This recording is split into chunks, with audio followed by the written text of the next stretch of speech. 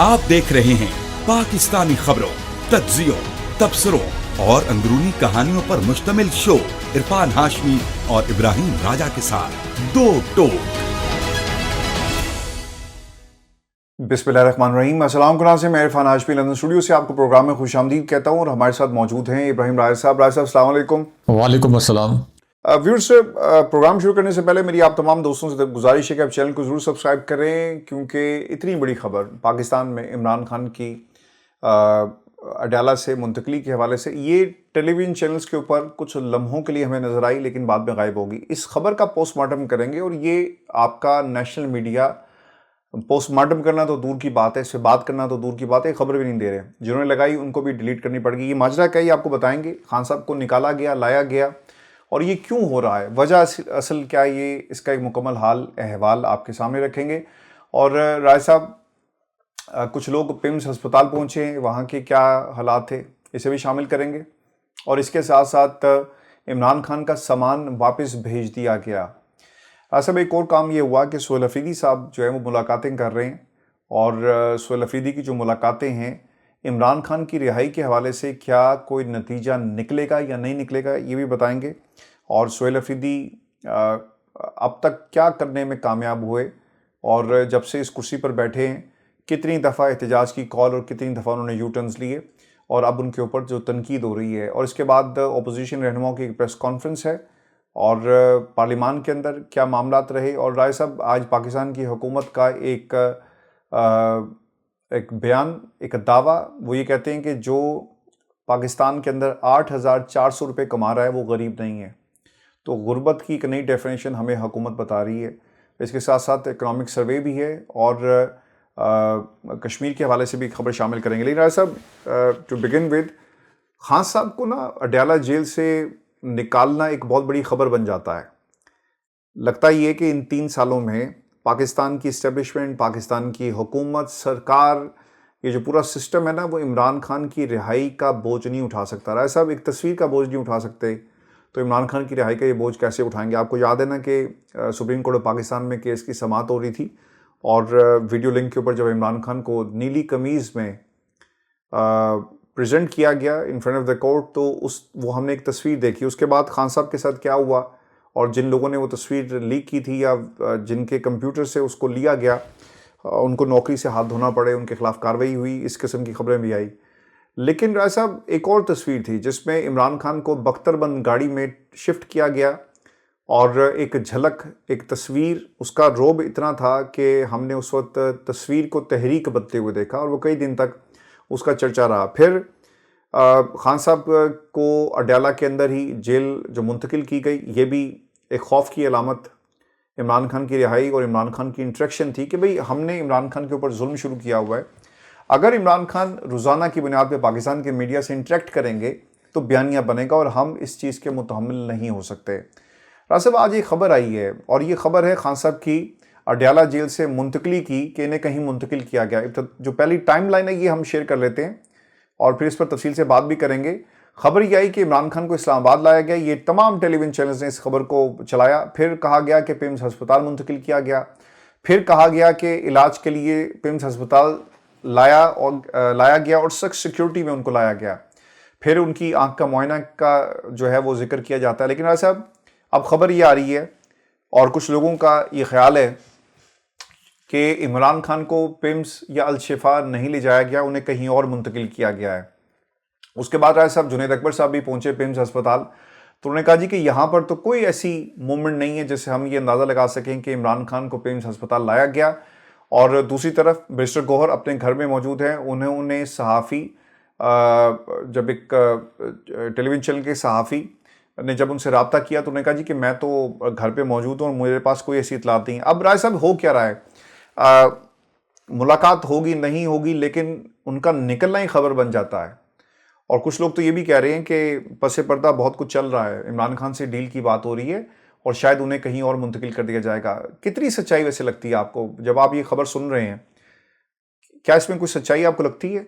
देखिए हाशमी साहब, अगर इमरान खान साहब को किसी और जगह मुंतकिल करने का फ़ैसला किया गया होता اب مثال کے طور پر اگر عمران خان صاحب کو رہا کرنے کا فیصلہ کیا گیا ہوتا، اگر عمران خان صاحب کو بنی گالہ منتقل کرنے کا فیصلہ کیا گیا ہوتا، یا ادروائز عمران خان صاحب کو کسی اور مقام پر تھوڑی آپ کہہ لیں کہ سافٹ قسم کی حراست یا سافٹ قسم کی نظر بندی والے مقام پر منتقل کیا گیا ہوتا، تو اس خبر کو چینل سے ڈیلیٹ نہ کروایا جاتا۔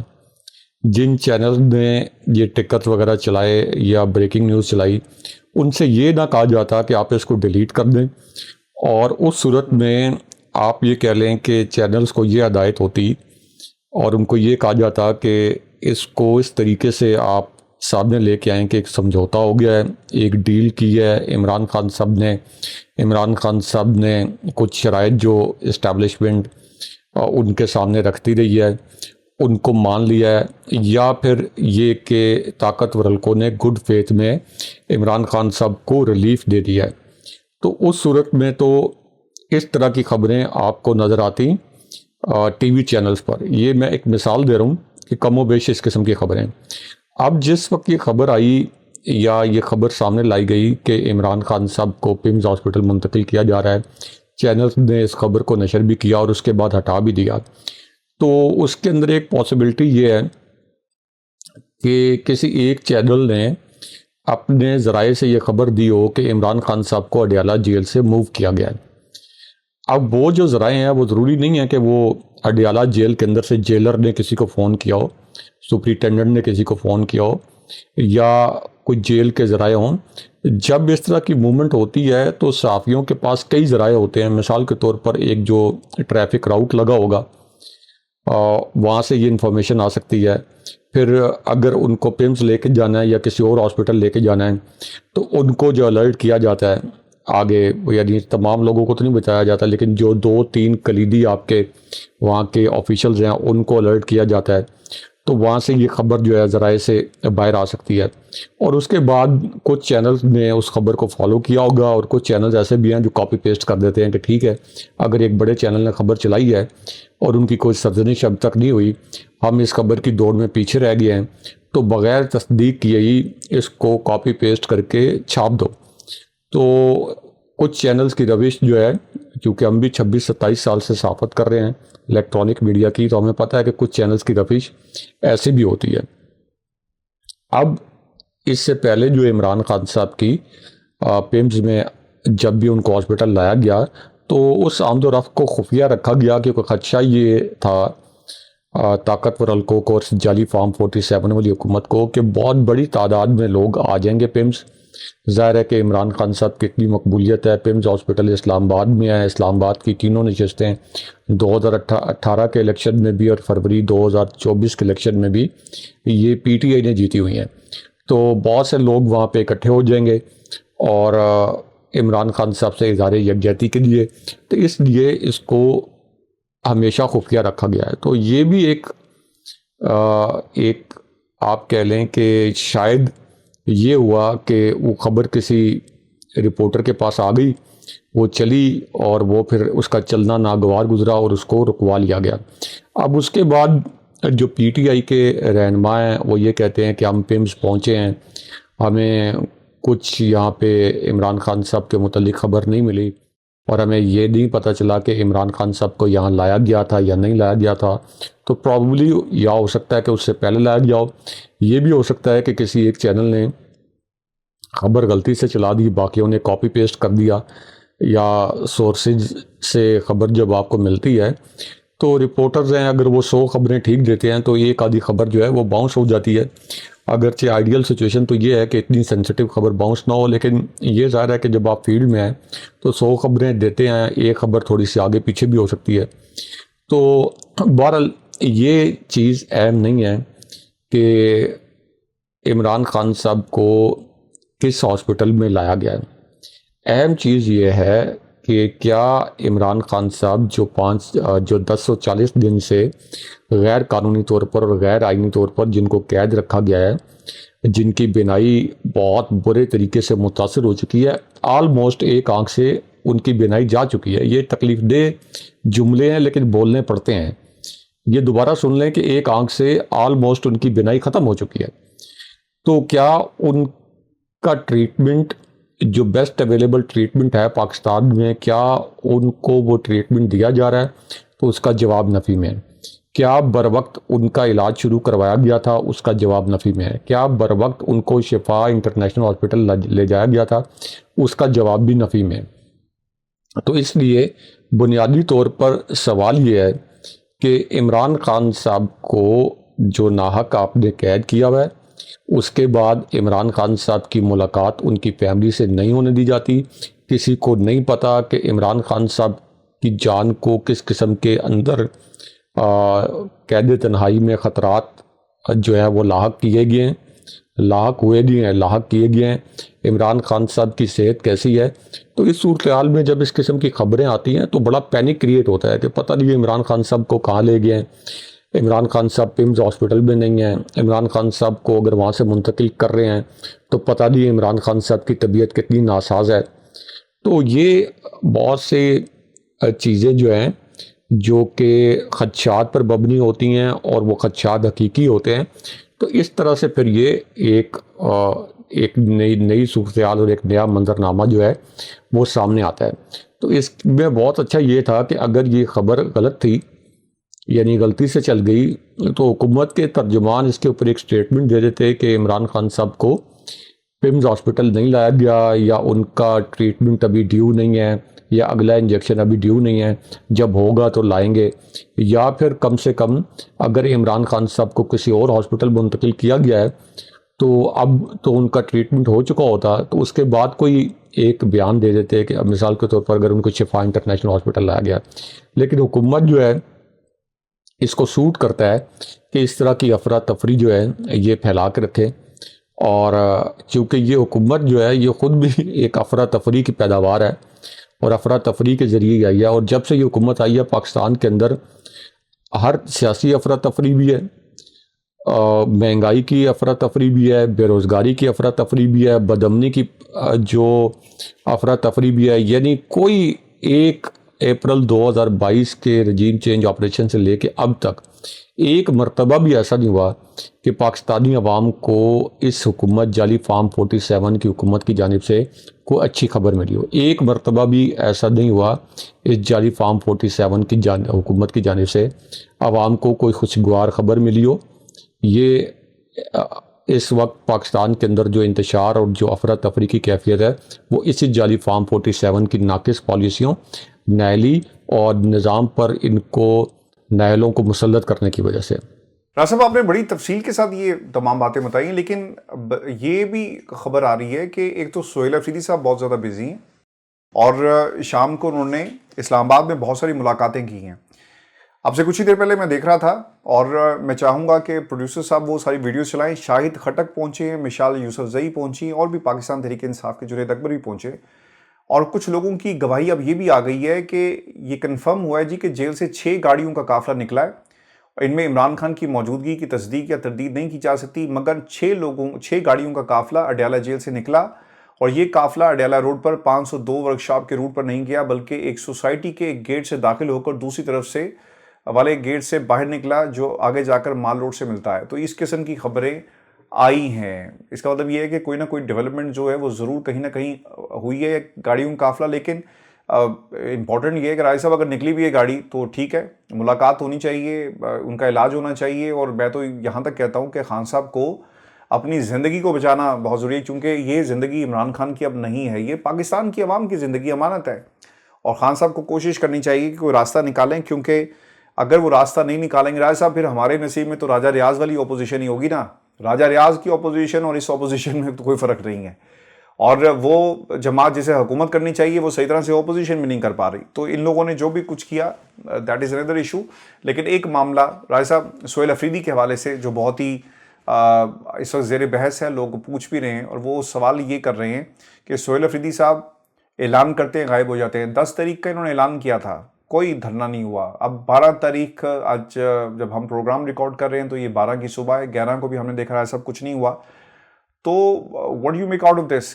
سہیل افریدی کچھ کر رہے ہیں کہ کچھ نہیں کر رہے؟ کیونکہ آٹومیٹکلی لوگ اب ایک کمپیریزن کرتے ہیں کہ علی امین گنڈاپور کی جس طرح ایک آڈیو بھی آ گئی، آڈیو لیک ہوئی ہے جس میں انہوں نے تحریک انصاف پر کافی زیادہ ان کے لوگوں پر تنقید کی کہ جو غداری کے سرٹیفکیٹ بانٹ رہے ہیں، اور کمپیریزن ایک کیا جا رہا ہے کہ علی امین گنڈاپور تو 3 دفعہ اڈیالہ میں عمران خان کی رہائی کے لیے کوششیں کرتا ہوا وہ کانسٹیٹیوشن ایونیو کے اوپر بھی آیا، لیکن سہیل افریدی صاحب ایک دفعہ بھی نہیں آئے.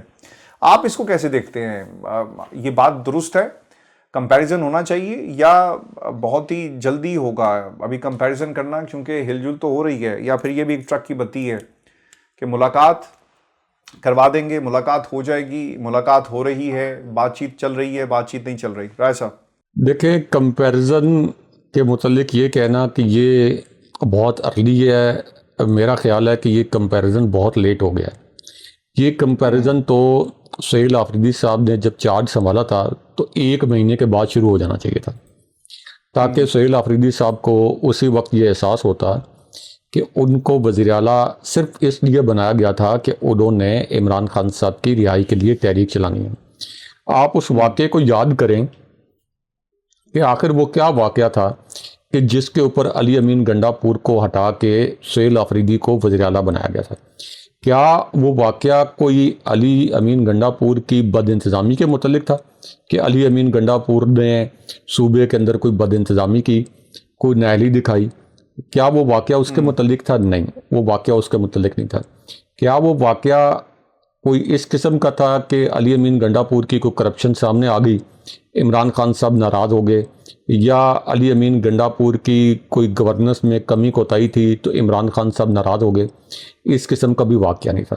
وہ واقعہ پیورلی یہ تھا کہ اگرچہ علی امین گنڈاپور ایک دھرنا جو بہت کامیاب دھرنا تھا، جو ایک بہت کامیاب لانگ مارچ تھا، اس کو لیڈ کرتے ہوئے وہ لے کے آگے ڈی چوک تک آگے ریڈ زون میں، جہاں آپ کی شاہراہ دستور کے پار جو ہیں، یہ آپ کی سپریم کورٹ ہے، پھر پارلیمنٹ ہے، اس کے بعد ایوان صدر ہے، پرائم منسٹر ہاؤس ہے، پرائم منسٹر سیکریٹریٹ ہے، پھر یہ جو آپ کا ڈی چوک ہے جو ریڈ زون ہے، یا ریڈیو پاکستان کی عمارت ہے، یا پی ٹی وی کی عمارت ہے، پاک سیکریٹریٹ ہے، غیر ملکی سفارت خانے ہیں. تو اس حساس جگہ تک گولیاں علی امین گنڈاپور کے قافلے پر چلی، اس کے باوجود وہ یہاں پہ پہنچ گئے، اور یہاں پہ بشرا بی بی صاحبہ بھی موجود تھیں. اور پھر یہاں پہ جب وہ پہنچ گئے تو یہ اتنی پینک کر گئی، یہ فارم 47 والی حکومت اور یہ نظام اتنا پینک کر گیا کہ خواجہ آصف ٹی وی کے اوپر روتے پیٹتے ہوئے نظر آئے، اور انہوں نے تو یہ شبے کا بھی اظہار کر دیا کہ اسٹیبلشمنٹ کے کچھ لوگ اس کے پیچھے ہوں گے، اس دھرنے کے پیچھے اور اس لانگ مارچ کے پیچھے، ورنہ یہ گولیاں کھاتے ہوئے اور آنسو گیس کے شیل کھاتے ہوئے یہ کیسے ڈی چوک پہ پہنچ سکتے ہیں. تو وہ ایک بہت بڑا علی امین گنڈاپور نے بہت بڑا امپیکٹ فل شو نہ چاہتے ہوئے بھی عمران خان صاحب کے دباؤ پر کیا کہ عمران خان صاحب ناراض ہو جائیں گے. بشرا بی بی صاحبہ ان کے ساتھ تھیں، لیکن بشرا بی بی صاحبہ نہیں چاہتی تھیں کہ جب لوگوں کو گولیاں بھی لگ گئیں، انہوں نے کہا کہ لوگوں نے قربانیاں بھی دے دیں، اب ڈی چوک میں ہمارے کارکن موجود ہیں تو ہم مومنٹم کو ضائع نہ کریں، واپس نہ جائیں. لیکن علی امین گنڈاپور نے واپس جانے کا فیصلہ کیا، اور علی امین گنڈاپور نے اس سے پہلے بھی کچھ احتجاج کیے جو امپیکٹ فل احتجاج تھے. لیکن جب انہوں نے اس مومنٹم کو ٹرانسلیٹ نہیں ہونے دیا عمران خان صاحب کی رہائی کی تحریک میں، تو یہ وہ واقعہ تھا جس کی وجہ سے سہیل آفریدی کو وزیر اعلیٰ بنایا گیا اور علی امین گنڈاپور کو ہٹایا گیا. سہیل آفریدی کا کوئی یہ میرٹ نہیں تھا کہ وہ کوئی علی امین گنڈاپور سے زیادہ خوبصورت ہیں، کچھ زیادہ ان کا قد کاٹ ہے، ان کی کوئی حکمت عملی زیادہ اچھی ہوگی. یہ کون سا کمپیریزن میں لے کے آ رہا ہوں نا، میں لے کے آ رہا ہوں کہ کوئی ان کی حکمت عملی بہتر ہوگی، کچھ سیاسی بصیرت ان کی زیادہ ہوگی. ویسے سوری، کمپیریزن اب یہی کرنا چاہیے کہ کون خوبصورت ہے کون خوبصورت نہیں ہے. جی، تو کوئی ان کی کوئی سیاسی بصیرت زیادہ ہوگی، کوئی ان کی زیادہ ان کے اندر جو ہے وہ سیاسی میچورٹی ہوگی. ان کو لایا گیا تھا عمران خان صاحب کی رہائی کی تحریک چلانے کے لیے، یہ سمجھ کر کہ وہ ینگ بلڈ ہیں اور اس سے پہلے ISF میں رہے ہیں، انصاف اسٹوڈنٹ فیڈریشن میں، اور وہاں پہ ان کے متعلق سمجھا جاتا تھا کہ یہ بڑے فعال کارکن تھے اور بڑے فعال طریقے سے یہ تحریکیں چلاتے تھے. اور پھر انہوں نے جب ان کو وزیر اعلیٰ بنایا گیا تو انہوں نے عشق عمران کے حوالے سے بڑے شعر بھی پڑھے جذباتی ہو کے. تو اس لیے ان سے توقع یہ تھی کہ یہ پہلے مہینے میں مومنٹم بنائیں گے, دوسرے تیسرے مہینے میں ایک تحریک برپا کر دیں گے پرم, اور بہت امپیکٹفل تحریک جو کہ علی امین گنڈا پور کی چلائی گئی تحریکوں کو مکمل طور پر گہنا دے گی, اور ایک حقیقی تحریک جو ہے عمران خان صاحب کی آزادی کے لیے, ان کی رہائی کے لیے چلے گی. لیکن ہوا کیا, صرف لاہور اور کراچی 2 جگہ یہ گئے ہیں, اور ان کی مقبولیت جو ہے یہ فرش سے عرش پر پہنچ گئی. اور اس کے بعد شاید ان کو وزارت اعلیٰ کی کرسی اپنی بڑی اچھی لگنے لگ گئی. اس کے بعد پھر ان کے ٹک ٹاک بننے شروع ہو گئے. ان کے جو قریبی وزیر ہیں, جو ان کی کچن کیبنٹ ہے, جو ان کے ساتھ ہر وقت چلتے ہیں, یہ بھی شروع میں بڑے پرجوش تھے عمران خان صاحب کی رہائی کے لیے, لیکن اب وہ سب ٹک ٹاک پہ لگے ہوئے ہیں, سب کے سب ٹک ٹاک پہ لگے ہوئے ہیں, اپنی ذاتی پذیرائی پہ لگے ہوئے ہیں. تو اس کے بعد عمران خان صاحب کی رہائی کے لیے سہیل آفریدی اینڈ کمپنی نے کوئی کوشش نہیں کی. ان کی رہائی کے لیے تحریک چلانا تو درکنار, وہ علیمہ خان صاحبہ کے ساتھ اظہار یکجہتی کے لیے اڈیالہ بھی نہیں آئے. جب بہت زیادہ پی ٹی آئی کے ورکرز کا پریشر بڑھا تو پھر ایک سمبولک انہوں نے فیصلہ کیا کہ چلیں اب تو پریشر بہت بڑھ گیا, کہیں ایسا نہ ہو کہ عمران خان صاحب کے ساتھ کسی کی ملاقات کی اجازت مل جائے اور عمران خان صاحب تک پہنچ جائے کہ میں تو ہاتھ پہ ہاتھ رکھ کے بیٹھا ہوں, ہاتھ پہ ہاتھ دھرے بیٹھا ہوں. تو اس وقت پھر انہوں نے تردد کیا, وہ کہتے ہیں گونگلوں سے مٹی جھاڑنا.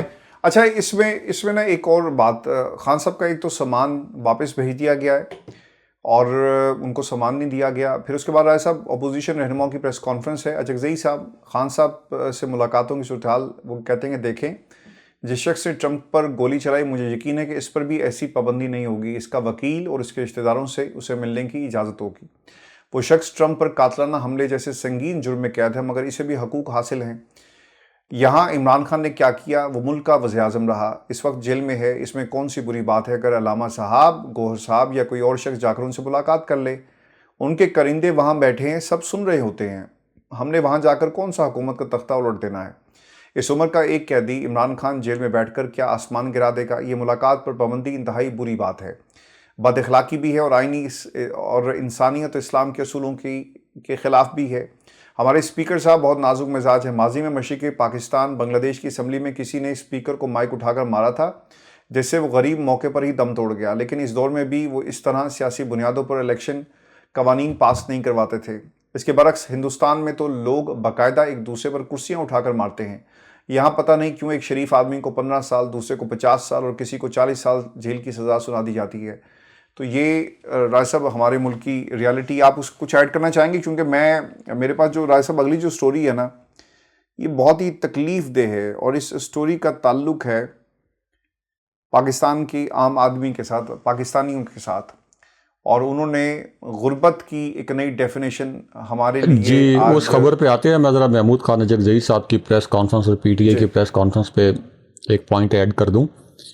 یہ ان کے سامنے جو نام نہاد مائک, اول تو ان کی پریس کانفرنس چلتی نہیں ہے, لیکن بہرحال یہ جو مائک رکھے ہوتے ہیں نا, یہ پی ٹی آئی کی قیادت کے اندر اگر کوئی ایک بھی مخلص لیڈر ہے تو اس کو ایک ہی حلے میں یہ سارے مائک اتار کے ایک تھیلے میں بند کر کے اس کے اوپر کوئی ایسا اس کے اوپر کوئی لاک تالا لگانا چاہیے کہ یہ دوبارہ کھلے ہی نہ. اور محمود خان اچکزئی کے سامنے ہاتھ جوڑیں اور پی ٹی آئی کی قیادت کے سامنے ہاتھ جوڑیں کہ یہ پریس کانفرنسز کا ٹائم نکل گیا ہے. آپ کیا یہ بچکانہ کڈش باتیں کر رہے ہیں؟ یوں ہونا چاہیے, یوں نہیں ہونا چاہیے, قانون کی پاسداری ہونی چاہیے, آئین کی پاسداری ہونی چاہیے. یہ باتیں کرنے کا کوئی وقت ہے آپ کو؟ وہ بھی ایڈ کریں نا. ہم اخلاقی جو ہے ان کو احساس دلائیں گے, اخلاقی, اور پھر وہ بھی کریں. رائے صاحب اس میں ایڈ کر دیں وہ جو انہوں نے کہا تھا نا کہ جس دن یہ اسمبلی حلف اٹھائی اس دن ہم باہر کالی پٹیاں باندھ کے احتجاج کریں گے گلگت بلتستان میں. جی کالی پٹیاں پہن کے. یہ سب میئر اس وقت ہوتے ہیں جب عمران خان صاحب کو قید ہوئے 15-18 دن ہوئے ہوتے. ابھی 10-40 دن ہو گئے ہیں. ابھی لوگوں کو بیوقوف بنانا بند کریں. ابھی آپ کا کام پریس کانفرنس کرنا نہیں ہے.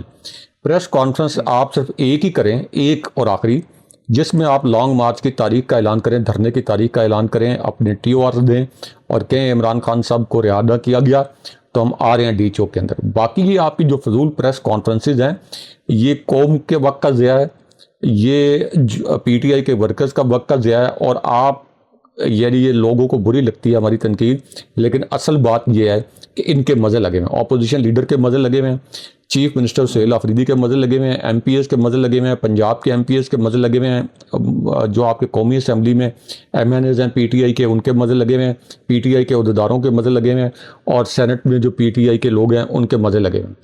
عمران خان صاحب کی رہائی کے لیے تحریک چلانے پر تیار نہیں ہے، پریس کانفرنس کرنے کا کیا فائدہ ہے؟ یہ پریس کانفرنس کرنے کا ٹائم ہے۔ اب آ جائیں وہ دوسری خبر جو ہے۔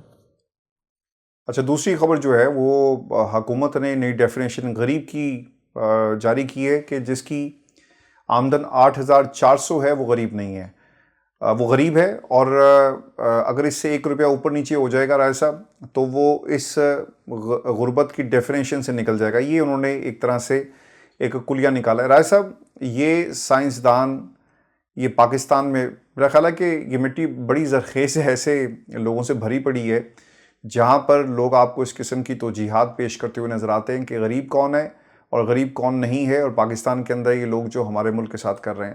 ہیونگ سیڈ دیٹ، 8,483 روپے ماہانہ سے زائد کمانے والا غریب نہیں ہے۔ اکنامک سروے آف پاکستان کی ایک رپورٹ آئی، اور 2026 کے مطابق اس رپورٹ کے جو مین نکات ہیں، براہ راست غیر ملکی سرمایہ کاری میں راجہ صاحب 26% کمی ہوئی ہے، اور مارچ تک براہ راست بیرونی سرمایہ کاری 1.4 ارب ڈالر رہی، اور پھر مالی سال 25 میں مارچ تک 1.9 ارب ڈالر۔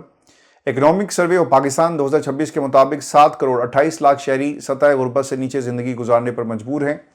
ان 7 کروڑ شہریوں کی ماہانہ آمدنی صرف 8,500 روپے یا اس سے بھی کم ہے۔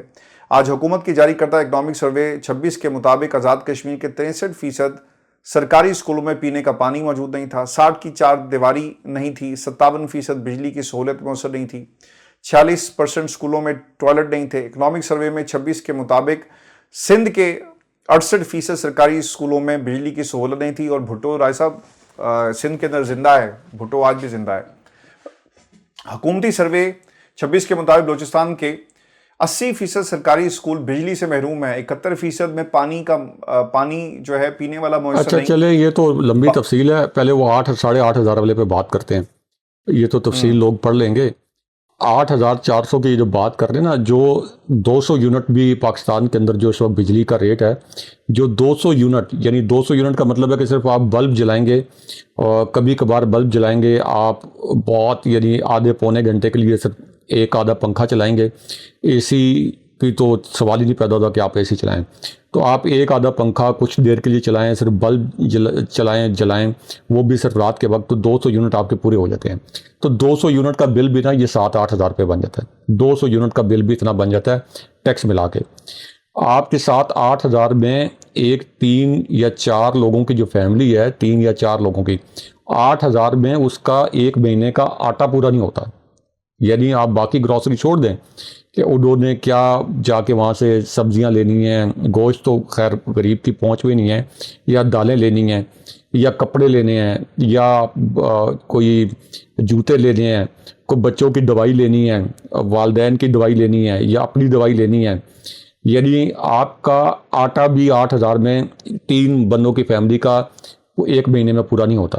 تو یہ ان کو شرم نہیں آتی یہ ڈیفینیشن دیتے ہوئے کہ جو شخص 8.5 ہزار سے زیادہ کما رہا ہے وہ غریب نہیں ہے؟